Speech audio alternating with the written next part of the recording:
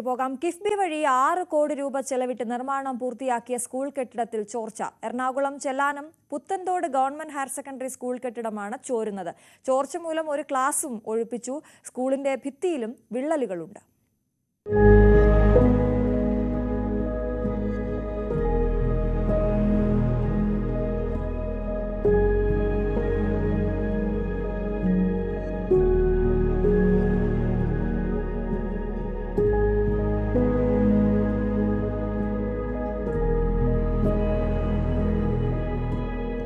രണ്ടായിരത്തി 2021 Puthenthode government higher secondary സ്കൂളിൻ്റെ നിർമ്മാണം പൂർത്തിയാകുന്നത്. 6 കോടി രൂപ നിർമ്മാണ ചെലവിൽ പൂർത്തിയാക്കിയ കെട്ടിടത്തിൻ്റെ ഇപ്പോഴത്തെ അവസ്ഥ ഇതാണ്. പൂർണ്ണമായും കിഫ്ബി ഫണ്ട് ഉപയോഗിച്ചുകൊണ്ടായിരുന്നു കെട്ടിടം നിർമ്മിച്ചത്. 2 ക്ലാസ് മുറികൾ ഇപ്പോൾ ചോർന്നൊലിക്കുന്നുണ്ട്. കുട്ടികൾക്ക് ഇവിടെ ഇരുന്ന് പഠിക്കാൻ കഴിയില്ല. ഒരു ക്ലാസ് റൂം പൂർണ്ണമായും അടച്ചു. നിർമ്മാണത്തിലെ അശാസ്ത്രീയത കൊണ്ട് മാത്രമാണിത് സംഭവിച്ചതെന്ന് നാട്ടുകാർ പറയുന്നു. വളരെ ഇപ്പം നിങ്ങളിപ്പോൾ ഇത് കണ്ടതില്ലേ, ഗ്രൗണ്ടൊക്കെ വളരെ മോശമാണ്. സ്കൂൾ കെട്ടിടം ഇപ്പോൾ വേണ്ട ഒരു 4 വർഷമായിട്ടുള്ളൂ ഈ കെട്ടിടത്തിൻ്റെ ഉദ്ഘാടനം കഴിഞ്ഞിട്ട്. അത് കിഫ്ബി ഫണ്ട് ഉപയോഗിച്ച് ചെയ്തതാണ്. അതിപ്പോൾ ചോർന്നൊലിച്ചിട്ട് ക്ലാസ് നടത്താൻ പറ്റാത്ത ഒരു സാഹചര്യത്തിലേക്ക് മാറി. കൂടാതെ ഈ റോഡ്, സ്കൂളിലേക്ക് വരുന്ന റോഡൊക്കെ വളരെ മോശമായ സ്ഥിതിയിലാണ് കിടക്കുന്നത്. അതിൻ്റെ ഒരു 6 കോടി രൂപ മുടക്കി പണിത കെട്ടിടമാണ്. അന്ന് ഒരുപാട് പ്രതിഷേധങ്ങളൊക്കെ രേഖപ്പെടുത്തിയാണ് ഇവിടെ പാർട്ടി ലെവലിലൊക്കെ. പക്ഷേ അതൊന്നും അന്നത് കാര്യമൊക്കെ എടുക്കാതെ അവർ വർക്കങ്ങോട്ട് തീർത്തെന്ന് മാത്രമേ ഉള്ളൂ. പക്ഷേ ഭയങ്കര എല്ലാ സ്ഥലത്തും പൊട്ടിപ്പൊളിഞ്ഞു പോകുന്ന രീതിയിലുള്ള പണിയാണ് നടന്നേക്കുന്നത്. കിഫ്ബിക്ക് വേണ്ടി വർക്കോസ് എന്ന നിർമ്മാണ കമ്പനിയാണ് പദ്ധതി പൂർത്തിയാക്കിയത്. കെട്ടിടം ചോരുന്നതിനെക്കുറിച്ച് ഉത്തരവാദിത്വപ്പെട്ടവരെ നേരത്തെ തന്നെ അറിയിച്ചതാണ്. 2023 ഇതുമായി ബന്ധപ്പെട്ട ഒരു പരാതി സ്കൂളിൻ്റെ ഭാഗത്തുനിന്ന് കൊടുത്തിട്ടും അധികൃതരെ തികച്ചും അതിനെ ഒഴിവാക്കുന്ന രീതിയിലുള്ളൊരു പ്രവണതയാണ് ഉണ്ടായത്.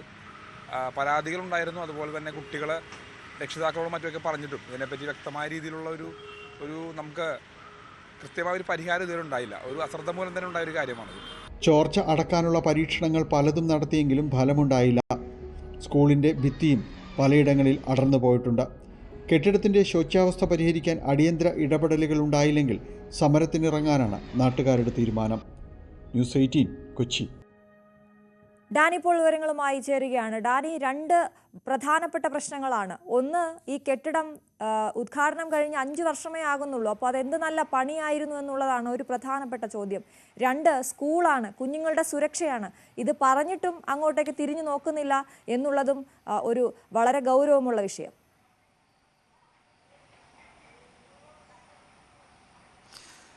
അശ്വതി, നല്ല പണിയായിരുന്നു എന്ന് നാട്ടുകാർ ഒന്നടങ്കം സമ്മതിക്കുന്നുണ്ട്. കാരണം അല്ലെങ്കിൽ ഇതുപോലെ ഈ രീതിയിലേക്ക് കാര്യങ്ങൾ എത്തില്ലായിരുന്നു. 2 ക്ലാസ് റൂമുകളാണ് ചോർന്നൊലിക്കുന്നത്. വാർക്ക കെട്ടിടം, നമ്മൾ സ്വാഭാവികമായും ഈ ഓട് മേഞ്ഞ കെട്ടിടങ്ങളിൽ നിന്ന് സ്കൂളുകളെല്ലാം തന്നെ താരതമ്യേന സുരക്ഷിതമെന്ന് വിശ്വസിക്കുന്ന രീതിയിലേക്ക് ഈ കോൺക്രീറ്റ് കെട്ടിടങ്ങളിലേക്ക് മാറുമ്പോൾ പ്രതീക്ഷിക്കപ്പെടുന്നത് ചോരാത്ത, ആ രീതിയിൽ വിള്ളലുകൾ വീഴാത്ത അത്തരം സാധ്യതകളെല്ലാം തന്നെയാണ്. പക്ഷേ 2021 പൂർത്തിയാക്കുന്ന കെട്ടിടം 3 വർഷത്തിൽ അതിൻ്റെ ഒരു കോൺട്രാക്ട് പീരീഡ് ഉണ്ട്, ഒരു എഗ്രിമെൻറ്റ് പീരീഡ് ഉണ്ട്. അതിൻ്റെ ഒരു ഗ്യാരണ്ടി ആ പീരീഡ് എല്ലാം വരും. അതിനുള്ളിലാണ് ഇത് സംഭവിക്കുന്നതെന്നാണ്. 2 ക്ലാസ് റൂമുകൾ ചോർന്ന് ഒലിക്കുന്നൊരവസ്ഥയിലേക്ക് വരുന്ന ഒരു കോൺക്രീറ്റ് കെട്ടിടമാണ് ഈ രീതിയിലേക്ക് വരുന്നത്. അത് ചോർന്നൊലിക്കുന്നതെന്ന് മാത്രമല്ല, ക്ലാസ് റൂമിന് കാര്യമായ രീതിയിൽ തന്നെ 2 ഭിത്തികൾക്ക് അതിന് വിള്ളൽ വീണിട്ടുണ്ട്. അതുമാത്രവുമല്ല, ആ കുട്ടികൾ വന്ന് അവർ ക്ലാസ് മുറിക്ക് പുറത്തുള്ള അരമതൽ, അത് പല ഭാഗങ്ങളിലും അടർന്നു പോകുന്നു.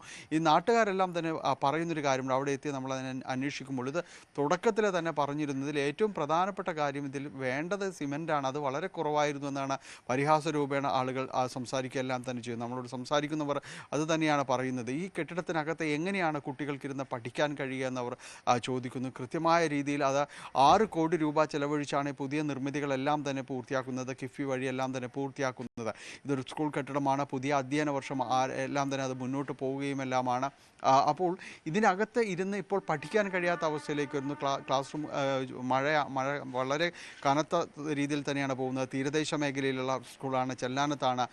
കൂടുതൽ കുട്ടികൾ പഠിക്കുന്നത് മത്സ്യത്തൊഴിലാളികളുടെ കുട്ടികളാണ്. സാമ്പത്തികമായി പിന്നോക്കം നിൽക്കുന്നവരാണ് കൂടുതലും ഇവിടേക്ക് എത്തുകയും ചെയ്യുന്നത്. അങ്ങനെ ഒരു സ്കൂളിനെ അത്തരം പരാധീനതകളിൽ നിന്ന് മോചിപ്പിക്കേണ്ടതുണ്ട്. അടിയന്തര നടപടികൾ സ്വീകരിക്കേണ്ടതുണ്ട്. ഈ കെട്ടിടം വന്നതോടുകൂടി അതിനെല്ലാം തങ്ങൾ ഇതുവരെ നേരിട്ടിരുന്ന വൈഷമ്യങ്ങൾക്ക് പരിഹാരമാകുമെന്നാണ് പ്രതീക്ഷിച്ചിരുന്നത്. അതിൻ്റെ ചുറ്റുപാട് ചുറ്റുപാടും ആ പ്രദേശങ്ങളിലെല്ലാം തന്നെ വെള്ളക്കെട്ടുള്ള ഒരു സ്ഥലം തന്നെയാണ്. അവിടെയാണ് ഈ ഒരു നല്ല രീതിയിലൊരു കെട്ടിടം വന്നപ്പോൾ ഒരു ആശ്വാസകരമാവുന്ന രീതിയിലേക്ക് കാര്യങ്ങൾ വന്നത്. പുത്തൻതോട് ഗവൺമെൻറ് ഹയർ സെക്കൻഡറി സ്കൂളിനാണ് ഈ ഒരു ദുർഗതി സംഭവിച്ചിരിക്കുന്നത്. പരാതികൾ പലതവണ പറഞ്ഞിട്ടും ഉത്തരവാദിത്തപ്പെട്ടവർ വലിയ രീതിയിലേക്ക് ഒരു പ്രതികരണത്തിലേക്ക് വന്നിട്ടില്ല. ഇത് മാധ്യമങ്ങളിലൂടെ ഇത് ചർച്ചയാകപ്പെടുമ്പോഴാണ് എന്താണ് അവിടെ സംഭവിക്കുന്നതെന്ന് അന്വേഷിക്കാൻ പോലും ഇത് തയ്യാറാവുന്നത്. കരാർ എടുത്തവരോടാണ് ഇത് ആദ്യം പറഞ്ഞത്, നിർമ്മാണം പൂർത്തിയാക്കിയവരോട്. അവരുടെ ഭാഗത്തുനിന്ന് വലിയ രീതിയിലുള്ള പ്രതികരണങ്ങൾ ഉണ്ടായില്ല എന്നാണ് പറയുന്നത്. അപ്പോൾ ഇത് ഇനി ആരോട് പറയും? കാരണം സ്കൂൾ അധികൃതർക്ക് ഒരു പരിമിതികളുണ്ട്. സർക്കാർ സ്ഥാപനമാണ്, അവർക്ക് പ്രതികരിക്കുന്നതിലും പറയുന്നതിലും എല്ലാം തന്നെ പരിമിതികളുണ്ട്. കാരണം നടപടികൾ ഒരുപക്ഷെ അവർക്ക് നേരിടേണ്ടി വരും. അതുകൊണ്ട് PTA ഭാരവാഹികളടക്കമാണ് ഇത്തരം കാര്യങ്ങൾ പുറത്തു വരികയും ഈ കാര്യങ്ങൾ ശ്രദ്ധയിൽപ്പെടുത്തുകയും എല്ലാം തന്നെ ചെയ്യുന്നത്.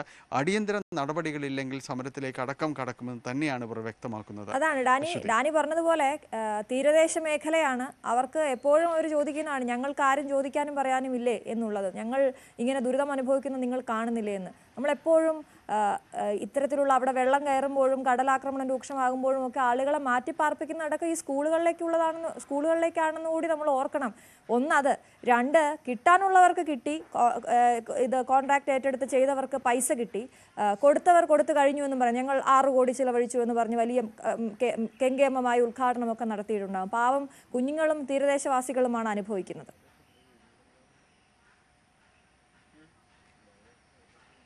തീർച്ചയായും അവർ തന്നെയാണ് ഇത് അനുഭവിക്കുന്നത്. കാരണം ഇവിടേക്ക് വരുമ്പോൾ കുട്ടികൾക്ക് അതിനകത്ത് അവർ എത്രമാത്രം സുരക്ഷിതരാണ്. ഡാനിയിലേക്ക് വരാം. ഇപ്പോൾ അവിടെ നിന്നുള്ള ഒരു പ്രദേശവാസി സലീം നമുക്കൊപ്പം ചേരുകയാണ്. സലീം കണ്ടക്കടവ്. സലീം, ഈ ദൃശ്യങ്ങൾ ഞങ്ങൾ കാണുന്നുണ്ട്, കാണുമ്പോൾ സഹിക്കുന്നില്ല. കാരണം 6 കോടി ചിലവിൽ നല്ല കെട്ടിടമുണ്ടാക്കി തന്നു എന്ന് പറയുന്നതിനപ്പുറത്തേക്ക് അതിന്റെ ദുരവസ്ഥ കാണാൻ സാധിക്കുന്നുണ്ട്. എന്താണ് താങ്കൾക്ക് പറയാനുള്ളത്? അതെ മാഡം, ഇത് ടിവിയിൽ ശ്രദ്ധിക്കാതിരിക്കാമോ സലീം? ഫോണിൽ സംസാരിച്ചോളൂ. TV ഒന്ന് മ്യൂട്ട് ചെയ്യാമോ? പറഞ്ഞോളൂ. തീരദേശ മേഖല, അതായത് മത്സ്യത്തൊഴിലാളികളുടെ മക്കളും 99% പഠിക്കുന്ന വിദ്യാലയമാണ്. അതെ സലീം, പറഞ്ഞോളൂ, തുടർന്ന് പറഞ്ഞോളൂ. ആ ഒരു വിദ്യാലയത്തില് ഒരു നിർമ്മാണം പൂർത്തീകരിച്ച് ഏതാണ്ട് ഒരു 4 വർഷം ആകുന്നതേ ഉള്ളൂ. ആ സമയത്താണ് ഇത്രയും അപകടമായ രീതിയിൽ ഇപ്പൊ പല സ്ഥലങ്ങളിലും നമ്മൾ വാർത്തയിലൂടെ കാണുന്നതാണ്. സ്കൂൾ കെട്ടിടം ഇടിഞ്ഞു വീഴുന്നു, ഹോസ്റ്റൽ കെട്ടിടം ഇടിഞ്ഞു വീഴുന്നു. പാവപ്പെട്ട കുട്ടികൾ പഠിക്കുന്ന ഒരു വിദ്യാലയത്തില് ഇത്രയും മോശമായ രീതിയിൽ പണിയിൽ ഒരുപാട് അപാകതകൾ. ഇതിലിപ്പോ ആരെയും മറ്റുള്ളവരെ കുറ്റപ്പെടുത്തുകയോ രാഷ്ട്രീയ പാർട്ടിയെ കുറ്റപ്പെടുത്തുകയോ ഒന്നുമല്ല. പക്ഷെ ഇതിൽ നിർമ്മാണം ഏറ്റെടുത്തത് നിർമ്മാണ കമ്പനിയിൽ നിന്ന് ഒരുപാട് അപാകതകൾ സംഭവിച്ചിട്ടുള്ള ഏറ്റവും വലിയ തെളിവാണ് ഇതിന്റെ ചോർച്ച. കുട്ടികൾക്ക് ആ സ്കൂൾ കെട്ടിടത്തിന്റെ അകത്തിരുന്ന് പഠിക്കാൻ പറ്റാത്ത രീതിയിലേക്ക് മാറിയിരിക്കുക. സലീം, ഈ നിർമ്മാണത്തിലെ പിഴവെന്ന് പറയുമ്പോൾ എന്തൊക്കെ കാര്യങ്ങളാണ്, എന്ത് കുറവാണ് അതിൽ കണ്ടിരിക്കുന്നത്? നമുക്ക് എന്തെങ്കിലും മനസ്സിലാവുന്നുണ്ടോ? നമുക്ക് കാണുമ്പോൾ തന്നെ അറിയാൻ പറ്റും. ഇതിൽ ഉപയോഗിച്ചേക്കുന്ന മെറ്റൽ ആണെങ്കിലും സിമന്റ് ആണെങ്കിലും കമ്പി ആണെങ്കിലും ഒരു സ്കൂൾ കെട്ടിടം നിർമ്മിക്കുമ്പോൾ വർഷങ്ങളോളം 100 വർഷങ്ങൾ കഴിഞ്ഞ കെട്ടിടങ്ങൾ ആ പുത്തൂർ സ്കൂളിലെ ഗ്രൗണ്ടിലുണ്ട്. ഇപ്പോഴും ഒരു കേടുപാട് സംഭവിക്കാതെ. പക്ഷെ ഈ പുതിയ കെട്ടിടം വെറും 4 വർഷം കൊണ്ട് തന്നെ ഇത്ര മോശമാവുമ്പോൾ നമുക്ക് ഊഹിക്കാവുന്നതേ ഉള്ളൂ. സ്വാഭാവികമായിട്ടും അവൾ ആ കെട്ടിട നിർമ്മാണത്തിൽ അപാകത സംഭവിച്ചിട്ടുണ്ടെന്ന്. അത് ശരിക്കും അത് ഒന്നെങ്കിൽ അത് പൂർണ്ണമായും പൊളിച്ചു കളയുക, അല്ലെങ്കിൽ ശാശ്വതമായ ഒരു നടപടി. ഇതിപ്പോ നമ്മളിപ്പോ അറിയിച്ചിരിക്കുന്നത് ഈ നിർമ്മാണം നടത്തിയവരോടാണ് അറിയിച്ചിരിക്കുന്നത്, അതോ ഗവൺമെന്റിനോടും അറിയിച്ചിട്ടുണ്ടോ? ഇത് ഞങ്ങൾ കൊടുക്കാവുന്ന രീതിയിൽ പരാതികൾ ഇവിടുത്തെ പ്രാദേശികവാസികൾ എന്നുള്ള നിലയിലും എല്ലാ രീതിയിലും നമ്മൾ എന്താ പരാതികൾ കൊടുത്തു. എന്നിട്ട് എന്ത് മറുപടിയാണ് കിട്ടിയത്? മറുപടി ഇന്നലെ ഇതിന്റെ എഞ്ചിനീയർമാര് വന്ന് ഇതെല്ലാം നോക്കിക്കണ്ട് അത് വിലയിരുത്തിക്കൊണ്ട് അവര് പോയെന്നാണ് അറിയാൻ കഴിഞ്ഞത്, സ്കൂളിൽ നിന്ന് അറിയാൻ കഴിഞ്ഞത്. അതിന്റെ ഉടനെ ഇതിന്റെ ഒരു പരിഹാരം ഉണ്ടാവുമെന്നാണ് ഞങ്ങൾക്ക് ഒരു പ്രതീക്ഷ. ഇതിപ്പോ ആ തൂണിന്റെ ഭാഗത്തെ ആ ഇളകി കിടക്കുന്നൊക്കെ കണ്ടാൽ നമ്മൾ 5 വർഷം ആയേ ഉള്ളൂ, അല്ലെങ്കിൽ 5 വർഷം മുമ്പ് പണിതൊരു കെട്ടിടമാണോ എന്ന് നമുക്ക് സംശയം തോന്നുന്ന രീതിയിലാണ് അതിന്റെ പണി. അതെ, തീർച്ചയായിട്ടും. ആ കെട്ടിടം ഏതാണ്ട് 2001 കെട്ടിടത്തിന്റെ നിർമ്മാണ ഉദ്ഘാടനം നിർവഹിച്ചത്. പക്ഷെ ആ സമയത്ത് ശരിക്കും പറഞ്ഞ ആ സമയത്ത് പ്രദേശവാസികളും ഇവിടുത്തെ പ്രാദേശികമായിട്ടുള്ള കോൺഗ്രസിന്റെയും യൂത്ത് കോൺഗ്രസിന്റെയും നേതൃത്വത്തിൽ ഇവിടെ സമര നടപടികൾ പരിപാടിയായി വരികയും അന്ന് അവരെ പോലീസ് അറസ്റ്റ് ചെയ്ത് നീക്കുകയും ചെയ്തു. നിർമ്മാണത്തിൽ കാരണം ഇവിടെ കടൽ വെള്ളം കയറുകയോ വേലിയേറ്റം വരികയോ ചെയ്താൽ വെള്ളം കയറുന്ന ഒരു പ്രദേശമാണ്. സ്കൂൾ കെട്ടിടത്തിലെ ഇതിന്റെ തറ പരമാവധി 1 മീറ്ററിൽ മേലെങ്കിലും ഉയർത്തി കെട്ടണമെന്ന് ആവശ്യപ്പെട്ടുകൊണ്ട് വന്ന് സമരം ചെയ്തതാണ്. പക്ഷെ അതൊന്നും വിചാരിക്കാതെ വളരെ താത്തി, അതായത് 2 സ്റ്റെപ്പ് മാത്രമുള്ള രീതിയിലാണ് അതിന്റെ നിർമ്മാണം. അതായത് ആ മുറ്റത്ത് വെള്ളം കയറിയ സ്കൂൾ കെട്ടിടത്തിന്റെ അകത്തേക്ക് വെള്ളം കയറുന്ന ലെവലില് ഇവിടെ എപ്പോഴും കടലുകയറ്റവും രൂപപ്പെട്ടിട്ട് ആളുകൾ ആശ്രയിക്കുന്ന ഒരു ക്യാമ്പ് എന്ന നിലക്ക് ഉപയോഗിക്കുന്ന സ്കൂളുകളാണ് അത്. അവിടെയാണ് ഈ ലെവലിലേക്ക് വന്നേക്കുന്നത്. ഇപ്പൊ ഇത് ഭയങ്കര മോശമായ സ്ഥിതിയിലാണ്. ഇങ്ങനെ ഇളകി തുടങ്ങിയത് എപ്പോഴായിരുന്നു സലിം? ഇതിപ്പോ ഒരു നിർമ്മാണം കഴിഞ്ഞ് അപ്പൊ തന്നെ ഇതിന്റെ നിർമ്മാണം ചോർച്ച തുടങ്ങിയെന്നാണ് ഇവിടുത്തെ പഠിക്കുന്ന വിദ്യാർത്ഥികളിൽ നിന്നും മനസ്സിലാക്കുന്നത്. കാരണം പല കുട്ടികളും പറഞ്ഞ പഠിക്കാൻ പറ്റാത്ത കാരണം സ്കൂൾ കുട്ടികൾ ഒരു സ്കൂളിൽ തീർത്തും കുട്ടികളെ ഒഴിപ്പിച്ചുകൊണ്ട് തൊട്ടടുത്ത സ്കൂളിലേക്ക് അതിന്റെ ഭിത്തിയോട് ചേർത്ത് മേശയിട്ടുകൊണ്ടാണ് കുട്ടികളെ ഇരുത്തിയിരിക്കുന്നത്. അപ്പം അതിന്റെ സെന്ററിൽ വെള്ളം വീണിരിക്കുക. അതുകാരണം കുട്ടികൾക്ക് ഇരിക്കാനും കുട്ടികളുടെ പാഠപുസ്തകങ്ങൾ നനഞ്ഞു പോവുകയും കുട്ടികൾ ഇടുന്ന യൂണിഫോം നനഞ്ഞു പോവുകയും അത് എന്തോ ഒരു സ്മെല്ലുള്ള വെള്ളമാണ് മേലിൽ നിന്ന് വരുന്നതാണ് വിദ്യാർത്ഥികൾ പറയുന്നത്. അപ്പൊ മേലത്രയും അഴുക്കുകൾ കെട്ടിക്കിടന്നിട്ട് ആ വെള്ളമാണ് താഴത്തേക്ക് വരുന്നത്. അപ്പൊ അതുകൊണ്ട് അവിടെ ആ സ്കൂളിലേക്ക് ഉപയോഗിക്കാൻ പറ്റില്ല. കാരണം ഏത് സമയത്തും ഒരു അപകടം സംഭവിക്കുന്ന രീതിയിലാണ് ഇപ്പോൾ ആ കെട്ടിടത്തിന്റെ അവസ്ഥ. അതാണ് വളരെ ഗൗരവമുള്ള വിഷയമാണ്. സലിം, വളരെയധികം നന്ദി ഞങ്ങളോട് സംസാരിച്ചതിന്. ഡാനി ഇപ്പോൾ അല്പസമയത്തിനകം നമുക്കൊപ്പം ചേരും. എന്തായാലും വലിയ ഗുരുതരമായ വിഷയം. ഇപ്പോൾ സലിം, പ്രദേശവാസിയായ സലിം പറഞ്ഞതുപോലെ കുഞ്ഞുങ്ങൾക്ക് അവിടെ ഇരുന്ന് പഠിക്കാനാകാത്ത അവസ്ഥയുണ്ട്. കുഞ്ഞുങ്ങൾ അവിടെ നിന്ന് മാറ്റിയെന്ന് പറയുന്നു. പക്ഷേ എന്തിനാണ് ഇങ്ങനെ ഒരു സ്കൂൾ കെട്ടിടം നിർമ്മിച്ച് അവരെ പറ്റിച്ചത് എന്നുള്ള ചോദ്യമാണ് ഗൗരവമായി ഉയരേണ്ടത്. ഒന്ന്, അവരുടെ സുരക്ഷ. 2, ഇത്തരത്തിൽ 6 കോടി ചെലവഴിച്ച് നിർമ്മിച്ച ഒരു കെട്ടിടത്തിൽ 5 വർഷം പൂർത്തിയാകുന്നതിന് മുൻപേ വിള്ളലുണ്ടാകുന്നു, പൊളിഞ്ഞിളകുന്നു, ചോരുന്നു. വാർക്ക കെട്ടിടമാണ് എന്ന് ആലോചിക്കണം. ഡാനി ഇപ്പോൾ തുടരുന്നുണ്ട്. ഡാനി, സലീമൊക്കെ പറഞ്ഞതുപോലെ കുഞ്ഞുങ്ങളുടെ സുരക്ഷ വളരെ പ്രധാനപ്പെട്ടതാണ്. ഒപ്പം ഈ തീരദേശത്തൊക്കെ ഒരു കെട്ടിടം ചെയ്യുമ്പോൾ അത് എന്തൊക്കെ കാര്യങ്ങൾ ശ്രദ്ധിച്ചായിരിക്കണം ചെയ്യേണ്ടത്? അതിൻ്റെ അടിസ്ഥാനപരമായ അവരുടെ ആവശ്യങ്ങൾ പോലും കണ്ടില്ലെന്ന് നടിച്ചുകൊണ്ടാണ് ഈ കെട്ടിടം പണിതിരിക്കുന്നത് എന്നുള്ളതാണ്. ചെല്ലാനം പുത്തൻതോട് സ്കൂളിനാണ് ഈ ഒരു ദുരവസ്ഥയുണ്ടായിരിക്കുന്നത്. വലിയ കൊട്ടിഘോഷിച്ച് നിർമ്മിച്ച പുതിയ കെട്ടിടം 5 വർഷമാകുന്നതിന് മുൻപ് 2011 ഉദ്ഘാടനം കഴിഞ്ഞത്.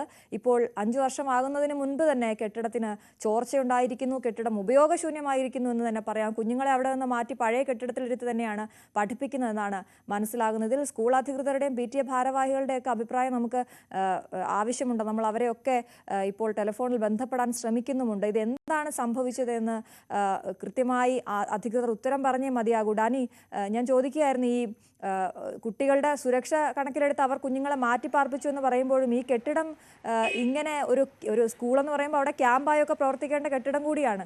അതിങ്ങനെ ഒരു അടിസ്ഥാനവും ഇല്ലാതെ, നേരത്തെ നമ്മളോട് സംസാരിച്ച പ്രദേശവാസിയായ സലീം പറയുന്നുണ്ടായിരുന്നു, വലിയ പ്രക്ഷോഭമൊക്കെ അന്ന് കോൺഗ്രസ് നടത്തിയിരുന്നു ഈ കെട്ടിടം പണി തുടങ്ങുന്നതിന് മുമ്പ്. കാരണം കുറച്ചുകൂടി ഉയർത്തി, ഈ അടിത്തറ കുറച്ചുകൂടി ഉയർത്തി കെട്ടണം, വെള്ളം പൊങ്ങുന്ന പ്രദേശമാണ് എന്നൊക്കെ. അപ്പോൾ ചെറിയ മഴ പെയ്താലും വെള്ളം കയറിയാലൊന്നും അവിടെ ഒരു പ്രശ്നമല്ല എന്ന് പറഞ്ഞുകൊണ്ട് എല്ലാ ആവശ്യങ്ങളെയും കണ്ടില്ലെന്ന് നടിച്ചുകൊണ്ട് വെറുതെ ഒരു പേരിനൊരു കെട്ടിടം അതായിരുന്നു പണിത്.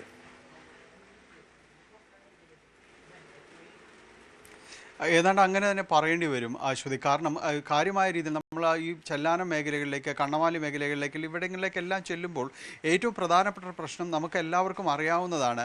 വെള്ളക്കയറ്റം വളരെയധികം ഉണ്ടാകുന്ന ഒരു മേഖലയാണ്. അപ്പോൾ സ്വാഭാവികമായി അവിടെ പണിയുന്ന ഏതൊരു പുതിയ നിർമ്മിതി, ഒരു ചെറിയ വീട് വെച്ചാൽ പോലും, ഏതെങ്കിലും ചെറിയൊരു കെട്ടിടം വെച്ചാൽ പോലും അതിൻ്റെ തറനിരപ്പ് നല്ല ഉയരത്തിൽ പണിയുന്നത് അവിടെ എല്ലാം നാട്ടുകാരുടെ ഒരു ശീലമാണ്. കാരണം അങ്ങനെ ചെയ്തേ മതിയാവും. ഇനി വരാനിരിക്കുന്ന ഈ മഴയും വെള്ളവും ഇതെല്ലാം തന്നെ അതിജീവിക്കേണ്ടതുണ്ട്. മാത്രമല്ല അവിടുത്തെ സ്കൂളുകൾക്ക് നേരത്തെ അശ്വതി സൂചിപ്പിച്ചതുപോലെ ഒരു പൊതു സ്വഭാവമുണ്ട്. കാരണം അവിടങ്ങളിലെല്ലാം ഏതു സമയം അത് ദുരിതാശ്വാസ ക്യാമ്പുകളായി മാറാനുള്ള എല്ലാ സാധ്യതയുമുള്ള ഒരിടങ്ങൾ കൂടിയാണ്. അപ്പോൾ ഇതെല്ലാം തന്നെ ആ വെള്ളപ്പൊക്കത്തിൽ നിന്നും ചുറ്റുപാടും എല്ലാം ഈ വെള്ളം കയറുന്ന ഈ കായൽ നിരത്തുകൾ, അത്തരം കാര്യങ്ങളെല്ലാം തന്നെയുണ്ട്. അപ്പോൾ ഇതിൽ നിന്നെല്ലാം തന്നെ രക്ഷ നേടുന്ന ഒരു ഇടം കൂടിയാണ്. അത് സ്വാഭാവികമായി അതിൻ്റെ തറനിരപ്പ് അടക്കം ഉയർത്തേണ്ടത്. പക്ഷെ അതൊന്നുമില്ല, ആ രീതിയിലൊന്നുമല്ല അതിൻ്റെ നിർമ്മാണം പൂർത്തിയാക്കിയിരിക്കുന്നത്. അത് മാത്രവുമല്ല, ഇപ്പോൾ പൂർത്തിയാക്കിയ കെട്ടിടത്തിലാണ് ഈ രീതിയിൽ അതിൻ്റെ ഒരു കോൺക്രീറ്റ് കെട്ടിടത്തിൻ്റെ മേൽക്കൂര ചോരുന്നു എന്ന അവസ്ഥയിലേക്ക് വരുമ്പോൾ എന്താണ് അതിനൊരു ഉറപ്പ്? പല രീതിയിലുള്ള അവിടെ ഓട്ടയടക്കൽ ശ്രമങ്ങളെല്ലാം തന്നെ പലതും ഉണ്ടായിരുന്നു, പക്ഷേ ഇതൊന്നും ഫലവത്തായില്ല. വീണ്ടും വെള്ളം ക്ലാസ് മുറിക്ക് അകത്തേക്ക് വരുന്നു. ചോർച്ച ഒരു നിവൃത്തിയും ഇല്ലാത്തതുകൊണ്ടാണ് ഒരു ക്ലാസ് റൂം ഒഴിപ്പിച്ചത്. മറ്റൊന്ന് അതിൻ്റെ ഒരു ചോർച്ചയ്ക്കനുസരിച്ച് മറ്റ് ബെഞ്ച് നീക്കിയിട്ടാണ് കാര്യങ്ങൾ ക്രമീകരിച്ചിരിക്കുന്നത്. അത് രണ്ടാമത്തെ ഒരു ക്ലാസ് റൂമിലേക്ക് വരുന്നു. ഈ രീതിയിൽ തന്നെ പലയിടത്തും തന്നെ അതിൻ്റെ ഭിത്തികൾക്ക് വിള്ളൽ വീഴുന്ന ഒരവസ്ഥ, ഇത്രയെല്ലാം കാര്യങ്ങൾ തന്നെ വന്നിരിക്കുന്നു. ഒട്ടും സുരക്ഷിതമല്ലാത്തൊരു സാഹചര്യത്തിൽ കൂടിയാണ് വരേണ്ടത്. അവിടെ കൃത്യമായൊരു സുരക്ഷാ ഓഡിറ്റിംഗ് അടക്കം ഇവർ നടത്തേണ്ടതുണ്ട്. എന്താണ് അവിടെ സംഭവിച്ചിരിക്കുന്നതെന്ന് പൊതുമരാമത്ത് വകുപ്പ് അടക്കം ഇത്തരം കാര്യങ്ങളിൽ നിരീക്ഷണം നടത്തണം. ഗൗരവതരമായി ഇടപെടൽ അവിടെ അത്യന്താപേക്ഷിതമാണ്, പ്രത്യേകിച്ച് തീരമേഖലയാണ്. അപ്പോൾ അതിൻ്റെ ഒരു പ്രദേശത്തിൻ്റെ ഒരു സ്വഭാവം കൂടി കണക്കിലെടുക്കണം. കാരണം ഉപ്പിൻ്റെ ഒരു അംശം എല്ലാം തന്നെ ഇതിലുള്ളത് കൊണ്ട് തന്നെ കെട്ടിടങ്ങൾ നിർമ്മിക്കുമ്പോൾ ആ രീതിയിലുള്ളതായിരിക്കണം. പുതിയ നിർമ്മിതികൾ പലതും തന്നെ ആ രീതിയിലുള്ളതാണ്. പക്ഷേ എന്തുകൊണ്ട് ഇത്തരം കെട്ടിടങ്ങൾ അങ്ങനെ ആകുന്നില്ല എന്നതാണ് ചോദ്യമാവുന്നത്. ഏതായാലും വലിയ രീതിയിലുള്ളൊരു പ്രതിഷേധം ആ മേഖലയിൽ നിലനിൽക്കുന്നുണ്ട്. കൃത്യമായ നടപടികൾ വേണം എന്ന് തന്നെയാണ് അവർ ആവശ്യപ്പെടുന്നത്. പ്രക്ഷോഭത്തിലേക്ക് തന്നെ നോക്കിപ്പോയിട്ടുണ്ടെന്നാണ് പറയുന്നത്. നമുക്ക് നോക്കാം, എന്തെങ്കിലും നടക്കുമോ എന്ന് നോക്കാം. നമ്മുടെ കൂടി ഉത്തരവാദിത്തമാണല്ലോ. ഡാനി പോളാണ് വിവരങ്ങൾ നൽകിയത്.